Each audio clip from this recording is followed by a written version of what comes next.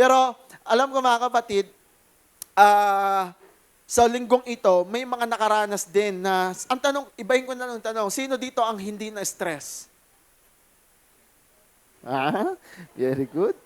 Sino naman dito yung na-stress? Ayaw pang umamin. No? Mga kapatid, naniniwala ako na yung stress, no, o yung mga pagkabalisa o yung mga battles po natin sa isip ay kasama po yan, parte na yan ng buhay po natin. Pero it's a matter of how we, respond. Paano tayo tutugon dun sa mga stress na yon. Mga kapatid, katulad na sinasabi po natin palagi, tayo mga Kristiyano ay hindi exempted sa mga ganyang mga problema, sa mga ganyang mga pinagkakastrasan. Pero tayong mga Kristiyano, dapat iba yung pananaw po natin. Iba yung pag-iisip po natin. No? Hindi tayo nakikiayon sa takbo ng mundong ito na kapag na-stress ka, post dito sa social media, post sa story, post sa ganyan, rant dito, rant ganyan. No, hindi tayo dapat ganon bilang isang Kristiyano, hindi tayo nakikipagmarites, no, hindi tayo nakikipagganito. Hindi tayo naninira ng mga tao dahil lamang nasaktan ka, dahil nga lang may nag-come up na bigla-bigla sa iyo, no? So mga kapatid, matuto tayong maging kalmado. Sabihin po natin, calm. No? Let us stay calm. Pero sa umagang ito, mga kapatid, iba po yung binago ko lang po ng konti, no, yung ating tatalakayin. No, ang gusto ko pong ibahagi ngayon sa umagang ito ay let's celebrate calm. No? Let's celebrate calm. May 4 po akong punto dito, no? Acronyms po ng calm, yung C, A, L, and M.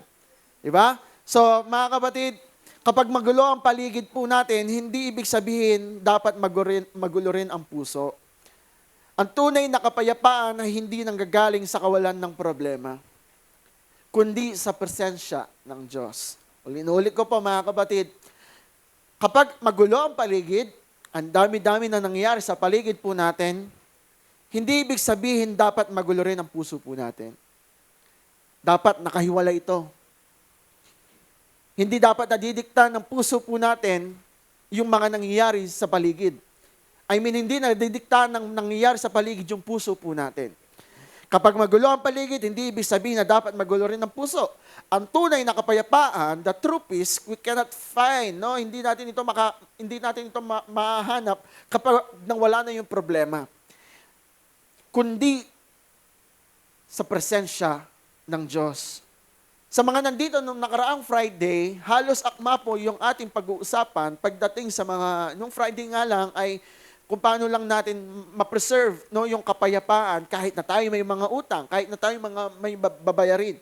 Kasama po yan sa mga kaguluhan, pero hindi ibig sabihin na utang lang yung problema. No?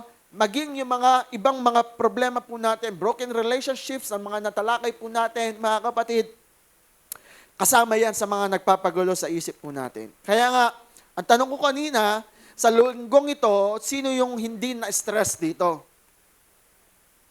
Lahat tayo may mga nararanasan. May mga nawalan ng bahay, mga tirahan. May mga kailangan ayusin sa pamilya. Kailangan bayaran. May mga bills na dapat takpan, no? So, ang dami po natin mga naisip, mga nag-aaral, mga estudyante, no, na hindi nila ma-absorb yung tinuturo o kung hindi nila magawa, yung dapat nilang gawin bilang isang estudyante. Lahat po yan, parte na ng buhay po natin. Sino ba dito ang hindi na-stress? Lahat po tayo na-stress. Pero mga kapatid, kung titignan po natin, madalas, minsan yung stress pagkagising mo, nandun na. Yung stress, pagka-check mo lang na cellphone mo, nandun na. Di ba? Kapag dumating na yung bills, halos palapit na yung katapusan niya, next week na niyan. Di ba? Wala pa man, iniisip mo na, stress ka na kaagad. Mga kapatid, ang stress ay parte na ng buhay po natin. Hindi ko binabaliwala Hindi ko sinasabing hindi valid yung pagka-stress ninyo. Pero mga kapatid, nagiging invalid lang ito kung nabubuhay na tayo sa stress. Nakukuha niyo po ba yan mga kapatid? Your emotions, your mental challenge or struggle, battle, mga kapatid, valid po yan. Pero ang hindi valid, yung nabubuhay ka nang na-stress ka na lang. Tulad nito, yung mga motorista niyan, ilang araw na lang, tataas na naman yung gasolina. Ilang araw na lang, magtataas na naman yung diesel. Na-stress na naman yan, magpapanic buying na naman yan. Kailan lang bumaba, tapos meron na naman yung pagtaas. So, hindi nawawala. Kailan lang dumating yung bill ng kuryente mo, ng Tarelco, no? Meron na naman. Mga kapatid, minsan, pati yung GCash mo, ayaw mo na rin i-check kasi walang laman. May nag-amen. Nag-amen nata Sister Juday. Brother Aaron, bigyan mo nga. Suprasahin mo nga yung Sister Juday, bigyan mo nga ng 6 digits yan. Amen. Mga kapatid, minsan, madalas dyan nasusubok ang buhay ng isang Kristiyano. Kaya nga, let's celebrate calm. No? Hindi lamang ito literal na kalmahin natin yung ating mga sarili, kundi ano ba yung tinuturo ng ating Diyos para tayo ay kumalma. Sabihin po natin, kumalma. Turo mo yung katabi mo, kumalma ka. Mga kapatid, imaginein po natin, sa isang plane, isang eroplano, may dalawang kabataan. O sabihin na natin, may dalawang kabataan o adult. May dalawang adult na sumakay. Parehong flight, parehong destination, parehong plane. Parehong nandun lang. Yung isa, nakachill lang, kalmado lang. Yung isa, talagang excited na. Excited na, nakaupo lang, sitting pretty lang, nanonood, nagsasounds, nagbabasa, kung anong ginagawa to make yung sarili niya comfortable sa kinaupuan niya. Yung isa naman, pagsakay pa lang, nanginginig na yung mga paa niya. Talagang pinagpapawisan na yung kanyang mga kamay, pati yung kilikili niya, pinagpapawisan na sa nervyos. Imaginein po natin yung mga kapatid, isang aeroplano lang, isang flight lang sila, isang destination lang sila. Pero magkaiba yung sitwasyon nila. Kaya nga nung pagka-arrive po nila sa airport, yung isa, chill lang. Talagang dala yung maleta, chill lang. Pero yung isa, ramdam mo yung pagod niya, yung jet lag niya. Kasi bakit? Simula nung flight niya, pag alis nila hanggang sa pagdating nila, nervous siya. Isang destination, isang eroplano, isang lugar na isang travel, isang transportation na ginawa nila, pero magkaiba yung naging resulta. Mga kapatid, alin tayo doon? Isa ka ba doon sa kahit na may maalog, may mga turbulence na nangyayari, panatag ka pa din, kalmado ka pa din, kasi alam mo, may Diyos na kasama ka. O isa ka, katulad nito, bagamat iisa yung Diyos, nandun yung nervyos, nandun yung stress, mas nangingibabaw yung problema. Mga kapatid, alin tayo doon? Kung titignan po natin, yung dalawang ito, parehong nasa isang aeroplano, magkaiba yung sitwasyon nila, magkaiba yung naging pakiramdam nila. Pero ang tanong, nabago ba yung flight? Hindi. Kasi bakit? Iisa lang yung flight nila. Hindi nabago yung sitwasyon, kaya lang magkaiba yung naging sitwasyon. Magkaiba yung naging emosyon, magkaiba yung dalawang pakiramdam nila. Anong resulta? Yung isa, naging komportable lang. Yung isa, may stress siya, may nervous siya. I enjoy yung biyahe. Hindi niya na-enjoy yung biyahe. Mga kapatid, maraming ganyan sa atin. Marami mga Kristiyano ang dumadaan sa ganyan. Bagamat iisa ang Diyos, magkaiba ang kanilang sitwasyon, magkaiba, hindi pareho yung kanilang nagiging tugon pagdating ng mga problema sa buhay po natin. Same goes sa atin mga kapatid. Alin tayo doon? Sino tayo doon? Yung isang tao, yung isang kabataan, na pagbaba niya ng airport, ng eroplano, na-enjoy niya yung biyahe. O ikaw, itong isang kabataan, na pagbaba mo ng eroplano, ramdam mo yung bigat ng biyahe ninyo. Sa buhay po natin, katulad ng pinagdadaanan po natin, may mga biyahe na napakahirap. May mga biyaheng napakaalog ng daan. May mga biyaheng napakagulo. Kanina lamang po mga kapatid, sa abang kami nasa SCTEX, okay yung daan, okay yung ano po namin, okay yung tawag dito, yung biyahe namin, yung trip po namin. Until may isang truck, parang inaantok ata, biglang nag-left, no? Nawala sa kanyang daan. So memusina ko pong maluwat. Palagay ako kanya pamigising. It's either kami o sila'y mapapahamak, mga kapatid. Pero dahil nga alam namin ang Diyos, yung protection ni Lord ay kasama po namin, nakarating kami ng safe dito. Walang iniintindi dahil alam po namin ang Diyos ay kasama po namin saan man kami dumako. Mga kapatid, ito po yung tinuturo ng ating Diyos po sa atin. Bagamat may long horn ko, inold ko yung horn ko doon, yung busina ko doon, pero hindi na ako nakipag-away pa. Dire-diretso na. Kasi oras na. I learned how to stay calm. At yun po yung tinuturo ng ating Diyos, maging kalmado po tayo. Ano man yung sitwasyon ng buhay po natin, let us stay calm. Kaya today, sa umagang ito mga kapatid, God is reminding us not just to stay calm, but to celebrate calm. Sabihin po natin, celebrate calm. Ano po ba yung ibig sabihin nito? Number 1, celebrate God's goodness. Ipagdiwang po natin ang kabutihan ng ating Diyos. Imagine mo yun, isang linggo kang na-stress, isang linggo kang napagod, isang linggo kang nag-isip, isang linggo kang naka-absorb ng mga negative. No? Ang sinasabi ng ating Diyos, celebrate God's goodness nang sa ganon ay kumalma ka. Di ba yung pagkalma ay nagiging bunga ito ng payapang puso. Kapag alam mong payapa ka, nagiging kalmado ka. Kahit na anong problema mo, kailangan mong ikalma yung puso mo.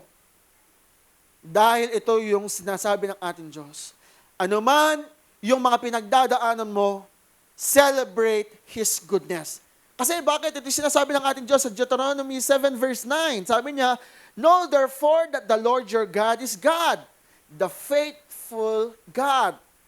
The faithful God who keeps covenant and steadfast love with those who love Him and keep His commandments to 1,000 generations. Nakikita niyo po ba? Nababasa niyo po ba?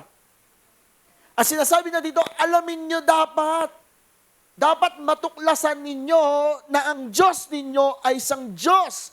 Sabi niya dito, kilalanin ninyo na ang Panginoon niyong Diyos ay siyang Diyos. Ang tapat na Diyos na nag-iingat ng tipan at wagas na pag-ibig, sa ibang salin, nag-iingat ng pangako. Sabi niya, at may wagas na pag-ibig sa mga umiibig sa Kanya at tumutupad ng Kanyang mga utos hanggang 1,000 lahi. Ano po yung sinasabi niya dito mga kapatid? Linawin po natin, sabi niya, dahil dito, kilalanin ninyo ang Panginoon ninyong Diyos ay siyang Diyos.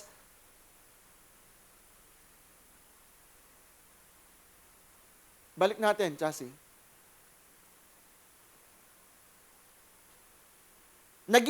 Sabi niya, ang tapat na Diyos na nag-iingat ng tipan at may wagas na pag-ibig sa kanino daw? Umiibig sa Kanya. So, bago Mga kapatid, ang sinasabi dito, bago sinabi dito ng ating Diyos, iniingatan niya yung pangako at may wagas na pag-ibig, yung pag-ibig niya sa mga taong umiibig sa Kanya. At tumutupad ng Kanyang mga utos hanggang 1,000 lahi. Mga kapatid, nararapat lamang i-celebrate po natin yung kabutihan ng ating Diyos, katulad ng ginagawa po natin. Kaya nga, ang tawag po natin dito, sa Sunday Worship Celebration. Dahil isang linggo, no, ilang araw kang napagod, ilang araw kang nag-isip ng mga negatibo, mga kapatid, today we will celebrate the goodness of God. Kasi bakit? Siya yung Diyos na ating Diyos, siya yung Panginoon na ating Diyos, na tapat sa kanyang mga pangako. At wagas na umiibig sa mga taong umiibig din sa Kanya. Bagamat ang Diyos ay He is close to all broken-hearted, sa lahat ng mga sinners. Pero mga kapatid, higit na mararanasan ng yung mga nagmamahal, no, nagmamahal kay Lord, no, yung ipaparanas din ng Diyos yung pagmamahal din niya sa atin na nagmamahal sa Kanya at tumutupad sa mga kautusan niya. Kaya mga kapatid, kapag may problema ka, ano yung una mong ginagawa? Nagrereklamo ka ba? Nagpapanik ka ba? O nag-overthink ka? Ano yung una po natin ginagawa? Kahit na may problema po tayo, let's celebrate. Hindi para magsaya ka, hindi para magpa-party ka. Ibig sabihin, nandun yung joy sa puso po natin. We need to celebrate kahit na may problema tayo. Bakit? Hindi dahil okay ang sitwasyon. Hindi ko sinasabing okay na may problema. Pero kailangan nating maging okay dahil hindi tayo nag-iisa sa mga problema po natin. We still need to celebrate the goodness of God because God is good. Di ba? Sabi po natin, God is good. And all the time, kaya nga, mag-celebrate po tayo. Nandun yung joy, nandun yung galak, kahit na may pagsubok po tayo. Pansinin po natin mga kapatid, minsan mas madali pang maalala yung mga problema kaysa sa mga blessings. Ganito lang po yan mga kapatid. 10 beses kang pinuri o pinalakpakan o na-appreciate ng mga tao nakapaligid sa'yo. Pero 1 beses ka lang punain ng isang tao, hindi ko nagustuhan yung ginawa mo. Di ba mas madali natin maalala yung puna kesa sa pagpapala? Naisip niyo po ba yon? Mas madaling maalala yung puna ng mga ibang tao kesa dun sa papuri nila ng mga nakaraan. Ganon din po minsan sa problema po natin. Mas madaling maalala yung problema kesa sa pagpapalang binigay ng ating Diyos sa atin sa mga nakaraan. At nawawag maging ganun yung puso po natin na mas takpan ng isang problema yung mga kamanghamanghang ginawa ng Diyos, hindi lamang isa, hindi lamang dalawa, kundi maraming beses na. Kaya nga, bago ka mamroblema, bago ka magpanik, bago mo tanungin ang ating Diyos, nagpasalamat ka ba kahit na ikaw ay may problema? Ano yung una mong tugon? Ano yung una mong respond? Kapag ikaw ay may mga problema, kapag may mga sinabi sa iyong mga negatibo. Mga kapatid, ito yung sinasabi ng ating Diyos. Remember, God is faithful, hindi lamang minsan, kundi palagi. Yun po yung naging devotion kaninang umaga sa ating GC. Mga kapatid, ang katapatan ng ating Diyos, hindi lamang 1 beses. Hindi lamang ngayon, kundi palagi. Sabihin po natin, palagi. Katulad po, mga kapatid, nung isang beses, while we are driving, may papunta kami sa isang lugar, galing kaming bumili kami ng mga tawag dito, ang tawag dito, gitara, bass guitar ng ng mga leaders, no? Galing po kaming SM Pampanga that time. Ngayon, pauwi na kami, ihatid na kami. Naalala mo to, Brother Jan, Brother Boyet, nasa si Brother Boyet. Brother Lance, naalala mo to, pauwi na kami, galing kaming SM Pampanga. Alam ko yung way, pero kailangan pa din namin mag-GPS ng Waze o Google Maps. Ngayon, pauwi kami, syempre, Brother Boyet, galing, nag-aral daw siya doon. Sanay daw siya doon sa Angeles. Alam niya, ano sabi, Brother John, ano sabi niya? Kontrahan kayo pa yung Waze, ano niya? Kontrahan niya. Kinontra niya yung Waze. Napakalinaw na, ang aga na sana namin makakauwi. Dahil sa pagkokontra ng kanyang ng Waze, yung Waze, ang sinasabi niya, turn right. Sabi nga ni Brother Boyet, kontrahan na. Anong ginawa niya? Sa tingin ninyo, nag-turn left siya. Turn left lang. Sige, tuloy-tuloy yung biyahe. Pagdating namin, bakit hindi familiar tong lugar na to? Sabi kong ganyan. But nakita ko, dead end na, severa na. Hindi ko alam to, parang nasa Bacolor na kami. Paporak yung punta namin, bakit nasa Bacolor kami? Pero mga kapatid, ang nakita ko doon, Brother John, pilit tayong dinadala, no? Nagre-recalculate yung GPS para makapunta pa rin dun sa nakapin na location, yun sa bahay po namin. Malayo nga lang, iba nga lang yung way, pero isa pa din yung guide. Anong nakita ko doon? Nag-recalculate yung GPS.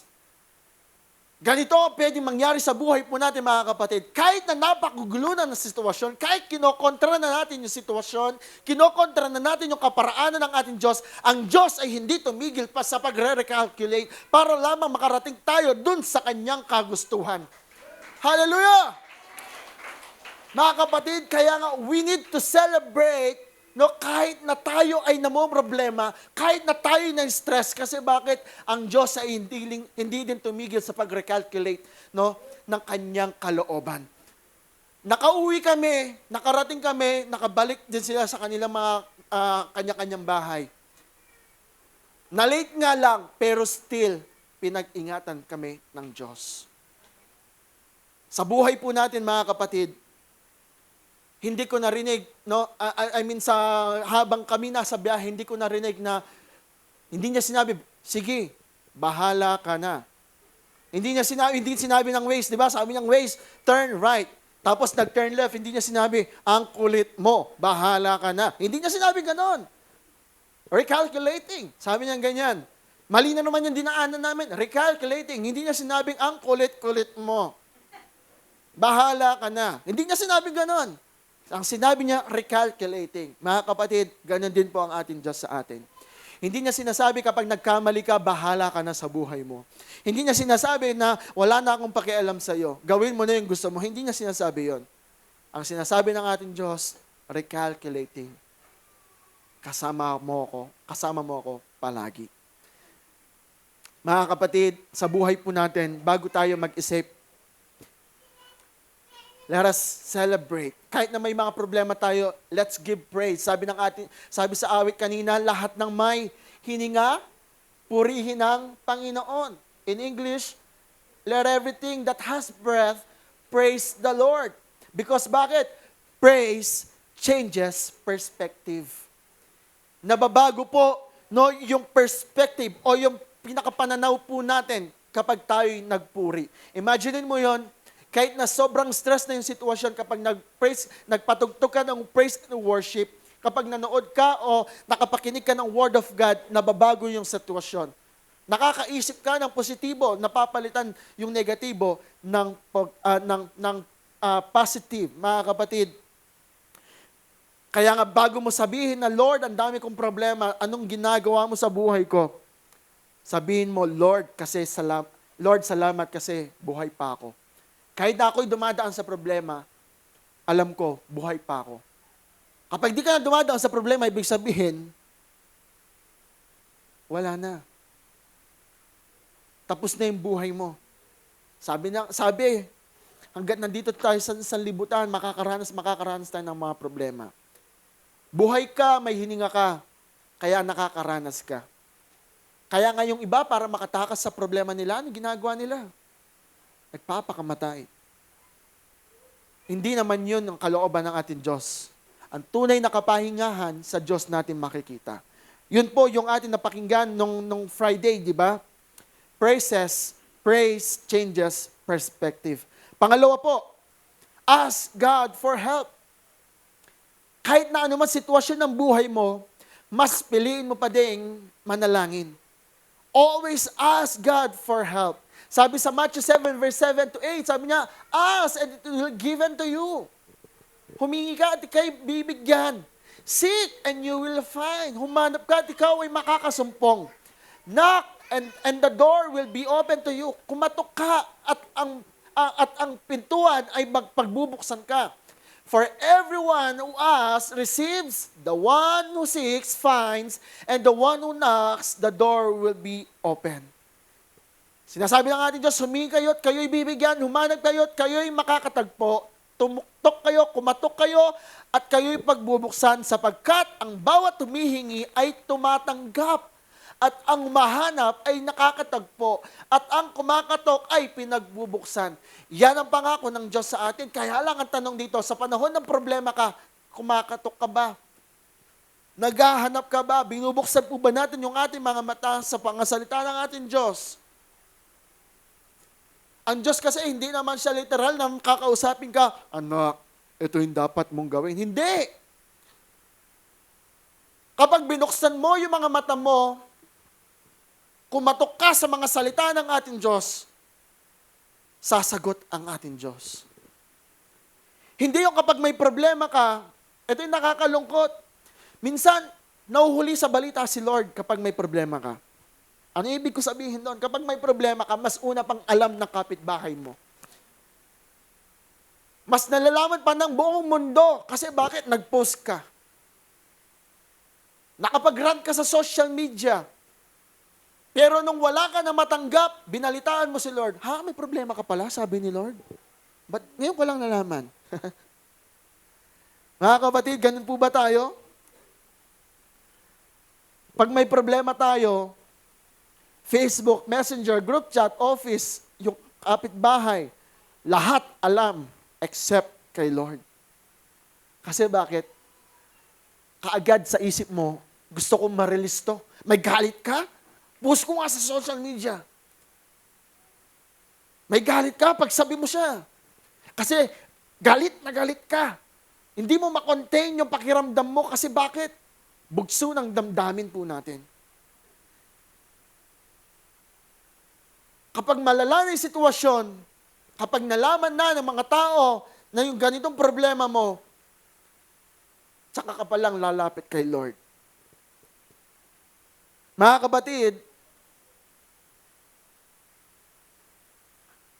prayer is not our last option. Prayer is our first response. Sabihin nga po natin, prayer is not our last option. Prayer is our first response. Yung panalangin, mga kapatid, hindi ito yung huling option po natin. Kapag malala yung sitwasyon, doon ka palang mananalangin. Right that moment, kapag alam mong may problema ka na, that moment, manalangin ka na. Prayer is our first response. Mga kapatid, kung titignan po natin, may inaalala ako, habang nung tinuturuan kong maglakad si Caleb, or kahit na everyday halos umalis kami sa bahay, yung bola niya, no, yung bull, ang tawag niya dun sa bola, bull. No, bull. Basta pag may nakita siyang bilog, bull. No, kahit bigyan mo siya ng buko, bull. Yung tawag niya. Kapag may nakita siya bull. O pag gano'n si Caleb, no? Kapag hawak niya yan, tapos ibabato niya, matutuwa yan. Pero, iiyak siya. Tapos, gusto niyang pakuha, pero hindi niya makuha. Anong gagawin niya? Lalapit siya kagad sa akin, o kaya kay mama niya, kukunin yung daliri ko, ipapakuha niya. Nakita ko doon mga kapatid, naaral ko dito, pwede naman kunin ni Caleb. Kasi nakukuha naman yung ginagawa na kapag binato mo, kukunin mo. Pero yung first response niya, lumapit siya sa akin para humingi ng tulong, para ipakuha yung bola. At doon ko na-realize na, ang mga Kristiyano ay dapat ganon. Kahit na napakadali ng sitwasyon, huwag po natin alisin na yung paglapit po natin sa ating Diyos. Lalo na kapag mahirap yung sitwasyon, nandyan ang tatay mo, ang Diyos, yung ating Ama, para tulungan ka. Hindi ko pinagalitan si Caleb. Bagkus sinundan ko siya. Ano ba yung gagawin? Tinuro niya, bull. Anong gagawin? Bull. Ito, bull. Yun lang yung sagot niya. Naintindihan ko yung gusto niya, binigay ko yung bull. Sabi niya, ganun tayo mga kapatid.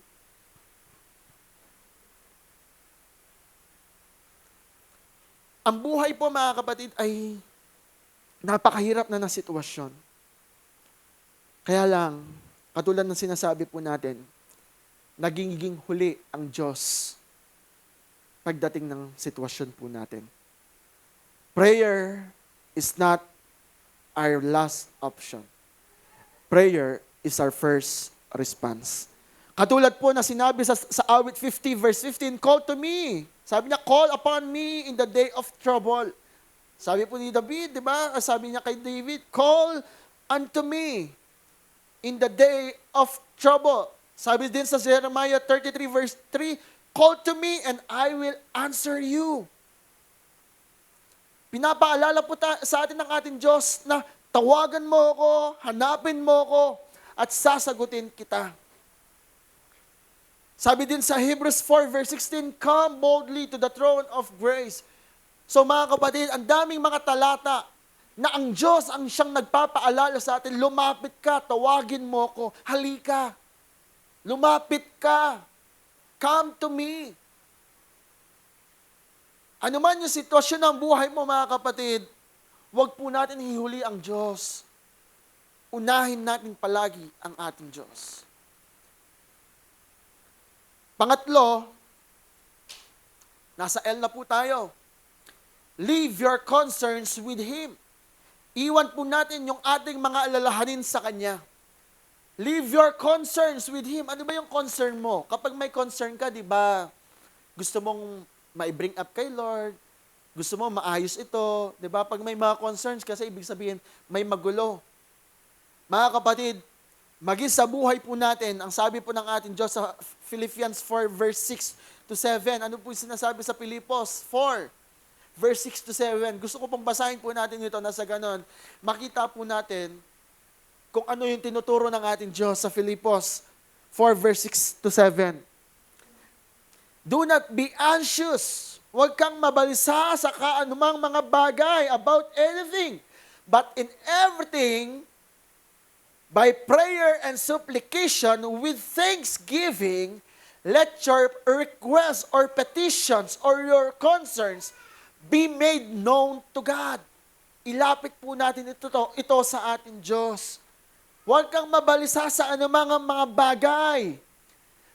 Bagkus sa lahat ng may pananalangin, no, supplication with thanksgiving, lahat ng iyong concerns, lahat ng iyong prayer request, mga kapatid, ipaalam mo sa ating Diyos. Dapat alam ng Diyos, hindi si Lord yung unang, hindi dahil hindi alam ni Lord yung problema mo, kundi huli lang siyang pinaalaman mo. And the peace of God which surpasses all understanding will guard your hearts and your minds in Christ Jesus. Mga kapatid, ito yung pinakamahirap. Marunong tayong mag-pray pagkatapos kinukuha po natin lahat yung burden. Parang yung sinabi ni Sister Rina, di ba? Alam mo yung nag-pray ka, pero after mag-pray, parang ang gulo pa din ang isip po natin. Mga kapatid, ganun tayo palagi. Ganun din tayo minsan. Ganun tayo mga Kristiyano. Imaginein mo yon, kumuha ka ng catering sa isang party, kumuha ka ng cook, No, kumuha ka ng mag-aayos. Inayos naman nila, pero pagod ka pa din. Kasi bakit? Yung mga inayos nila, inaayos mo pa rin. Yung mga linuto nila, gusto mo, i-repair mo pa din. Ano ba yung naging silbi ng catering? Ng mga nagde-decor, ng mga stylist, kung ikaw din pala ay kikilos, di sana ikaw na lang. Same goes sa atin. Bakit ka pa nanalangin kung yung kalooban mo na lang din pala yung masusunod? Sinasabi mo, let your will be done, pero yung kagustuhan mo pa din, yung pa din yung nasusunod.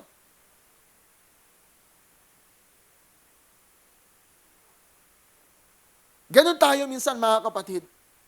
Lord, ikaw na. Lord, sa iyo ko na tinatagubilin. Lord, sa iyo ko na sinusuko. Pero sa huli, tayo pa rin yung may hawak. Tayo pa rin ang gusto po nating, ang sarili po rin natin, ang gusto po nating mapakilos. Mga kapatid, sabi ng ating Diyos, anak, bitawan mo yan, sagot kita. Sabihin mo sa iyong katabi, sagot ka ni Lord. Pero hindi ibig sabihin na hindi ka nagkikilos. Hindi ibig sabihin na hindi ka na gagawa. Kasama mo lang si Lord. But still, you need to walk with God. Wag mo na lang ipagpawalang bahala yung mga ginagawa mo. Gumawa ka rin. Nakasama ng Diyos. Sabi po dito, God, having peace is a choice. Yung pagkakaroon mo ng kapayapaan ay choice daw po yan. Nasa atin yung choice. Having a peace is a choice. Kasi bakit? Ito yung bunga ng faith natin. Tayo ko lang po.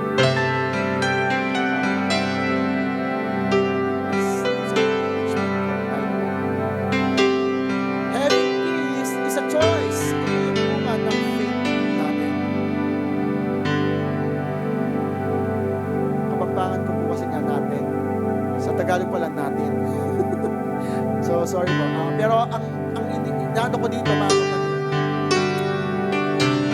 nasa atin po yung choice para tayo maging payapa.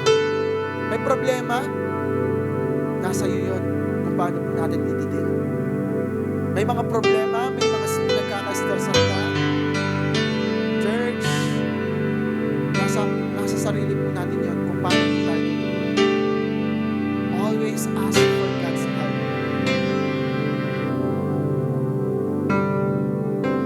Ito po yung pang-apat. Meditate on good things. Magnilay-nilay tayo. Ano ba yung ginawa ng Diyos sa buhay po natin sa mga nakaraan? Sa oras bang ito, doon ka lang ba nakaranas ng problema? Kamusta ka naman noon sa mga nakaraang araw? Doon sa mga nakaraang linggo, doon sa mga nakaraang buwan ng buhay po natin, kamusta ka noong mga nakaraang taon? Hindi ba pinagtagumpayan ka ng ating Diyos? Ngayon ka lang naman nagkaroon ng problema ulit. Yung problema mo naman dati, isinalba ka ng Diyos. Yung bigat sa kalooban mo, nairaos ka na ng Diyos, tinapos na ng Diyos. Ngayon ka pa ba susuko? Let us meditate all the good things na ginawa ng ating Diyos. Sabi sa Psalm 77 verse 12, sabi niya, ako'y magbubulay-bulay sa lahat mong mga gawa at magmumuni-muni tungkol sa inyong mga ginawa. Church, alalahanin natin ang mga ginawa ni Kristo. Alalahanin natin yung ginagawa ng Diyos sa buhay po natin. Kahit napakahirap na sitwasyon, nandito ka ngayon. Ang gulo na ng sitwasyon, nandiyan ka ngayon. May mga problema ka sa mga nakaraang araw, sa mga nakaraang taon ng buhay mo. Pinagtagumpayan ka ng Diyos. Heto ka nga ngayon, may problema ka ulit. Kaya ka rin pagtagumpayan ng ating Diyos. Hallelujah! Meditate on good things. Hallelujah. Not on those negative things. Mga kapatid, kung ano ang laman ng isip mo, yan din ang lalabas sa bibig mo. Kung anong nilalaman ng puso mo, yan din ang magiging laman ng actions mo. Kung buong araw, puro negative yung nababasa mo sa social media, negative posts, negative people yung nakakasama mo, negative videos yung napapanood mo, church, huwag kang magtaka kung bakit natapos yung araw mong bigat na bigat yung puso mo. You fed your thoughts, your heart, with those negative things, no? Pinakain mo yung isip mo ng negatibo. Kaya nga sa huli, napakabigat ng sitwasyon. Kasi bakit? Negatibo yung naipasok mo. Ito yung nakakalungkot. Minsan mas kabisado pa natin yung marites o yung chismis kesa sa Bible verse. Ultami, palawi kaya kasiping nalway kay tamo. Minsan mas alam pa natin or updated pa tayo sa mga latest issues ng mga artista. Minsan, mas alam pa natin yung mga problema ng kapitbahay po natin. Mas alam pa yung problema ng mga kapitbahay. Pero, yung pangako ng Diyos, nakakalimutan natin kasi bakit? Nahuhulay palagi ang Diyos. Church, meditate on good things. Alalahanin po natin yung magagandang ginawa ng Diyos. Nawalan ka man ng ganito, may ituturo ang Diyos. Sabi ng Diyos, kapag nawalan ka, may ipapalit sa'yo. May ibabalik sa'yo. Doon maipapakita ng Diyos yung mga nawala. Ano yung kahalagahan? Ang kahalagahan ng buhay ay hindi yung may marangyakang bahay. Ang kahalagahan ng buhay ay palagi mong inaasahan ang presensya ng Diyos sa anuman yung sitwasyon ng buhay mo. Kasi doon niya maipapakita yung katapatan niya sa'yo. Kaso hindi natin makita yung katapatan ng Diyos kasi bakit? Nandoon ka sa kapitbahay mo. Nasa social media ka, imbes na nagbabasa ka ng Bible. You keep on scrolling sa screen po natin, imbes na nagbabasa po tayo, nag-highlights po tayo, nagde-devotion po tayo, nagte-take note po tayo ng ating mga meditation, ng mga devotions po natin.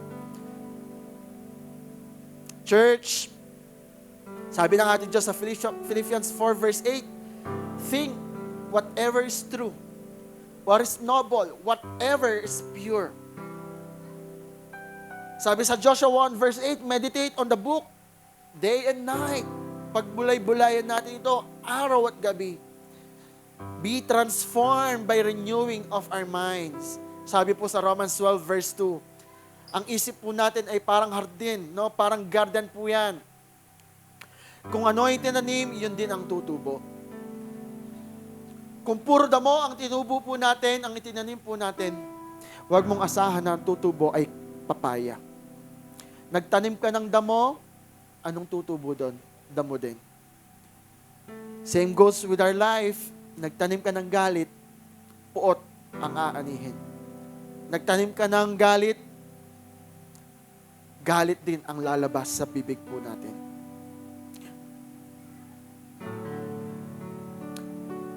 Kung Word of God ang itinanim po natin, pananampalataya ang ating aanihin. Ito po yung gusto kong sabihin ng ating Diyos sa atin.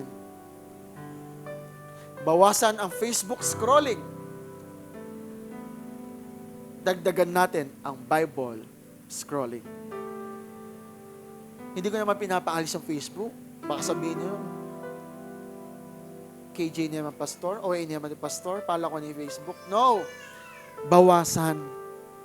Pero bago ka mag-Facebook, unahin palagi yung salita ng ating Diyos. Sabi po sa Lamentations 3 verse 22, verse 23, sabi niya, the faithful love of the Lord never ceases, never ends. His mercies never cease, great is thy faithfulness. His mercies begin afresh each morning. Di ba may kantang ganon? Great. Ano yung kantang? Is thy faithfulness. Di ba? May kantang ganon. Di ba? Anong kanta na? Pakinggan po natin yun. Nakalimutan ko lang. As we gather. Di ba? Napakagandang awitin. Ito po yung uling iiwan ko po sa inyo. Punuin ang isip ng salita ng Diyos, hindi ng takot. Huwag kang matakot humakbang. Huwag kang matakot humarap sa mga problema po natin. Huwag kang matakot sa anumang sitwasyon ng buhay mo. Punuin mo ang isip mo ng salita ng Diyos. And lastly, peace is not found in the absence of problems. Hindi natin makikita yung kapayapaan kapag wala na yung problema. Peace is found in the presence of God. Kahit may problema ka, kapag alam mong nandyan yung presensya ni Lord, may kapayapaan ka. Amen? Church, gusto ko pong i-challenge kayo sa linggong ito sa isang kwento. May mga pamilya, may dalawang tao nagbebiyahe papunta sa isang barko. Parehong barko, kanina eroplano, ito naman barko, papunta sila sa ibang lugar. Napakaalon, ang lakas ng hampas ng dagat. Itong mga kasama niya, talagang nag-aaligaga, talagang natatakot. Pero yung isa, chill lang, komportable lang siya, nandun lang siya. Nagtanong itong mga kasama niya, hindi ka ba natatakot? Hindi po, bakit? Tatay ko kasi yung kapitan. Alam kong dahil nandito ako, hindi niya hayaan na ako'y masaktan. At ganun din mga kapatid, ang tinuturo ng ating Diyos po sa atin. Kung tapat ka at alam mong kasama mo ang Diyos na ating Ama, ang Diyos hindi niya tayo haayang masaktan. Pwede naman wala sa barko yung anak niya, pero hinayaan niyang maranasan yung alon, yung dagat, yung hampas ng alon ng dagat. Para sa ganun, makita niya yung protection ng Diyos. Sa umagang ito, sa linggong ito mga kapatid, alalahanin natin yung calm. Maging kalmado po tayo. Number 1, celebrate God's goodness. Purihin natin ang Diyos bago po natin ituon yung ating mga isip sa ating mga problema. Ask God for help. Manalangin tayo bago tayo magreklamo. Leave your concerns with Him. Ibigay sa Kanya yung hindi mo kayang dalhin. And letter M, meditate on good things. Tandaan po natin mga kapatid, hayaan po natin ang kapayapaan ng Diyos ang siyang mag-ayos sa sitwasyon po natin. Hindi man niya aalisin yung problema, pero iaayos niya yung puso po natin para tayo humarap ng payapa sa ating mga problema. Church, paalala po sa atin ng ating Diyos, celebrate calm. Let's give praise kahit na ikaw ay punong-puno ng mga problema. May problema ka ba ngayon? Sino may problema ngayon? Praise God, si Brother John. Salamat, Brother John. Ikaw na lang pagpipray ko. Ikaw lang naman may problema eh. Sino yung may problema ngayon? Halos lahat. Praise God sa mga wala. Pero to be honest, ako din may problema. Church, anong turo sa atin ng ating Diyos? Kumalma tayo. Sabihin mo sa iyong katabi, kumalma ka. Kalma lang. Kapag sinabing kalma, inhale, exhale, and then galaw ulit. Di ba? Huwag kang gumalaw ng galit ka o masama yung loob mo. Mas lalala yung sitwasyon. Inhale, exhale, read the Word of God. Let's give praise to the name of Jesus. Let us meditate on those good things. Let us keep praying. Naniniwala ako, ang Diyos ang siyang kumausap sa oras na ito. Pwede po ba tayong yumukot, manalangin? Ama, sa oras pong ito, nakita nyo yung mga kapatid ko na nagtaas ng kamay, nagsabing may mga problema. Maging ako, ang bawat isa, Panginoon, may mga pinagdadaanan kami. Ang panalangin po namin, Ama, O God, na kahit kami mga may pagsubok, turuan mo kami, Panginoon, na mag-celebrate pa din kasi mabuti ka. Mabuti ka sa lahat ng pagkakataon, sa lahat ng pagkakataon, mabuti ka, Panginoon. Dapat po kaming mag-celebrate kasi, Panginoon, nandyan yung pagtulong niyo po sa amin. Salamat sa pagtulong niyo po sa amin. Salamat, Panginoon, dahil kahit may mga concerns kami, kahit may mga problema kami, Lord, sinabi mo, bitawan po namin to, hayaan po namin na lumakad kami kasama ka. At hangad mo sa amin, Panginoon, to meditate your word, to meditate, Lord, yung mga pangako mo sa amin. Yung pangako mo, katulad sa sinabi mo sa Hebreo, Panginoon, hindi mo kami iiwan ni pababayaan man. Ama, pinangahawakan po namin ito. Salamat sa pagmamahal mo bilang isang ama. Salamat, Panginoon, dahil tapat ka sa amin. Salamat sa pag-ibig, salamat sa Lord, pagmamalasakit. Dahil may Diyos na nagsabi sa amin, kapag kami humanap, kami makakatagpo. Kapag kami kumatok, kami pagbubuksan. Kapag kami, Panginoon, ay lumapit, kayo'y yumayakap sa amin. Salamat, Panginoon. Sa inyo po namin sinusuko ang lahat ng mga bigatin po namin. Ito po ang aming panalangin, Ama, dahil alam po namin, Panginoon, nagmamalasakit ka. Tinatanggap po namin ang iyong pagmamalasakit, ang iyong pag-ibig, at ang iyong pabor sa amin. Baguhin niyo po ang puso, baguhin niyo po ang aming mga isipan, na sa ganoon, Panginoon, haharap kami sa mga sitwasyon ng buhay po namin ng may kagalakan. Sa iyo po, Panginoon, ang aming pagsamba, papuri. In Jesus' name, Amen and Amen. God bless po, mga kapatid.